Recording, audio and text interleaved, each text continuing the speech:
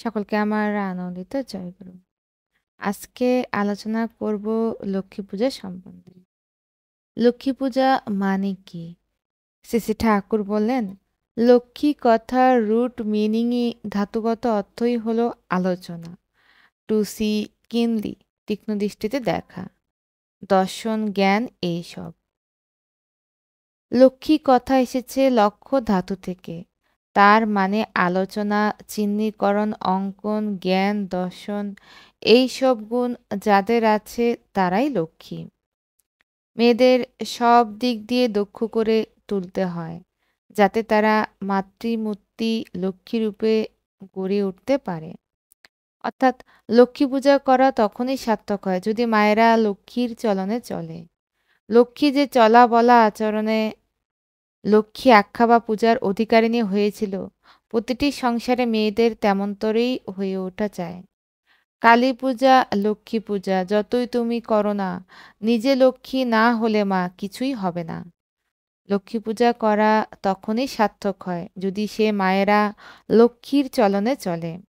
লক্ষ্মী আখ্যা বা পূজার অধিকারিণী হয়েছিল, প্রতিটি সংসারে মায়েদের তেমনতর হয়ে ওঠা চায়। শ্রী শ্রী ঠাকুর আরও বলেন, মায়েদের লক্ষ্মী পূজা করা মানে ব্যক্তিগতভাবে তারা এক একটি লক্ষ্মী হয়ে উঠুক।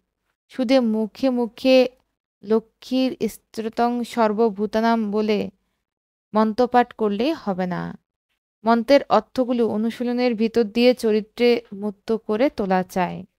তাই লক্ষ্মী শব্দের অর্থ ব্যাখ্যা করার সময় তিনি শব্দটির ধাতুগত অর্থের উপরে দাঁড়িয়েছেন। লক্ষ্মী এসেছে লক্ষ্য ধাতু থেকে, অর্থ অঙ্কন, চিহ্নিতকরণ, জ্ঞান, দর্শন, আলোচনা। শ্রী শ্রী ঠাকুরের কাছে ধাতস্থ অঙ্কন মানে কি জিজ্ঞাসা করায় তিনি বলেছিলেন মনে এঁকে রাখা, আর চিহ্নিতকরণ মানে বলেছিলেন চিনে রাখা। লক্ষ্মীর গুণের মধ্যে এই মানে রাখা বা বিষয়গুলো ব্যাপারগুলো জেনে বুঝে ঠিক রাখার প্রকৃতি আছে। তাহলে ধাতুগত সমস্ত অর্থ নিয়ে ভাবলে লক্ষ্মী মানে বলা যায় যিনি দেখেন, আলোচনা করেন, গুণাগুণ বিচার করে যেখানে যেটি যেমনতর প্রযোজ্য তাকে সমক্ষভাবে চিহ্নিত করে রাখেন।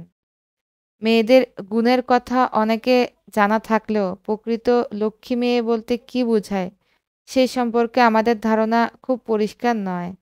শ্রী শ্রী ঠাকুরকে জিজ্ঞাসা করায় তিনি লক্ষ্মী শব্দের ধাতুগত অর্থকে ভিত্তি করে তিনি ছন্দবদ্ধ ভাষায় ব্যক্ত করে দিলেন প্রকৃত লক্ষ্মী মেয়ের স্বরূপ। সব যা কিছু মন আঁকা চিহ্ন দেখে চেনে, জ্ঞান বোধ ন্যায় ব্যবস্থিতি গেঁথে রাখে প্রাণে। শ্রেয়নিষ্ঠ এমন মেয়ে লক্ষ্মী মেয়ে হয়, এমন মেয়ে থাকলে ঘরে নাইকো কোনো ভয়। অনুস্মৃতি ৩য় খণ্ড।